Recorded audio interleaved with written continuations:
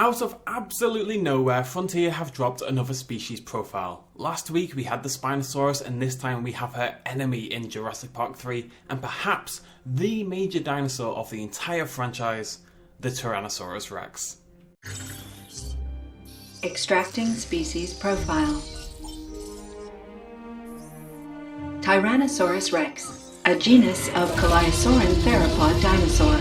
It was the last known member of the Tyrannosaurids, and among the last non-avian dinosaurs to exist before the Cretaceous-Paleogene extinction.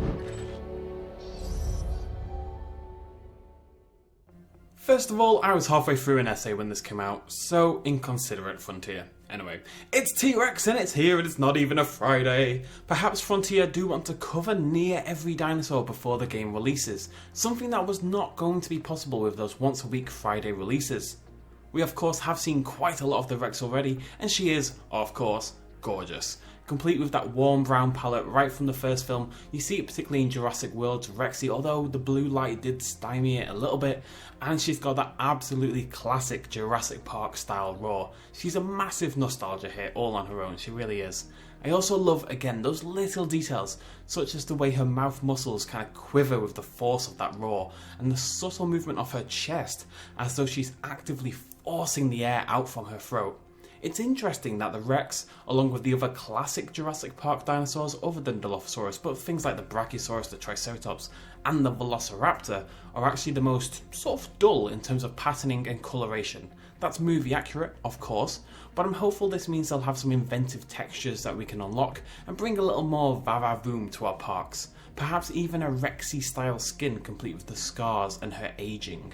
The next two clips are intrinsically tied together in being nothing but absolutely massive fan service and not much else. And I love it. Continuing on from the Spinosaurus squaring up to the Rex last week, this week we have a full-on battle. You can really feel the force of the Rex's bite as she clamps her powerful jaws around the head of the Spinosaurus. Just listen to that noise. She shakes her body from side to side, much like modern carnivores do as they attempt to rend the flesh off from their prey. People will note that the Spinosaurus appears somewhat undamaged by this, strange considering it was, bitten on their head, but we've seen in gameplay footage fairly recently some pretty clear muscle and skin damage caused from dinosaur attacks, so there's a good chance this is either an oversight to be changed, or that the Rex attack simply didn't do enough damage. I love that the Spinosaurus does actually actively try to break free too. You can see her shaking and striving to get loose, and at the moment she does, her head moves sharply to the side as she wrenches it free from the grip of the Rex.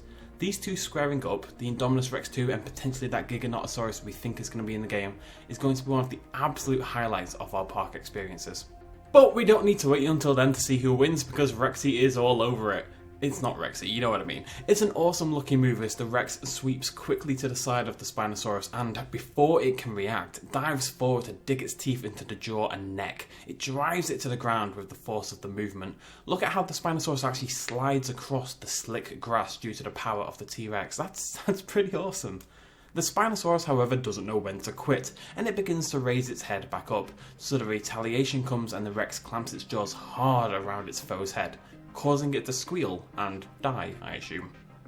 And it does, it squeals. The noise the Spino makes as it dies is actually a tiny little bit heartbreaking, but I am curious to see what they've done for the rest of the dinosaurs. What does a dying T-Rex sound like? I know that's morbid, but I'm curious. The sound design in this game is awesome. The slick animations are still there in the background as well though, particularly as the Rex goes to make the final killing bite. The entire body seems to go rigid, its tail rises up high behind it as it puts its full force into killing the Spino.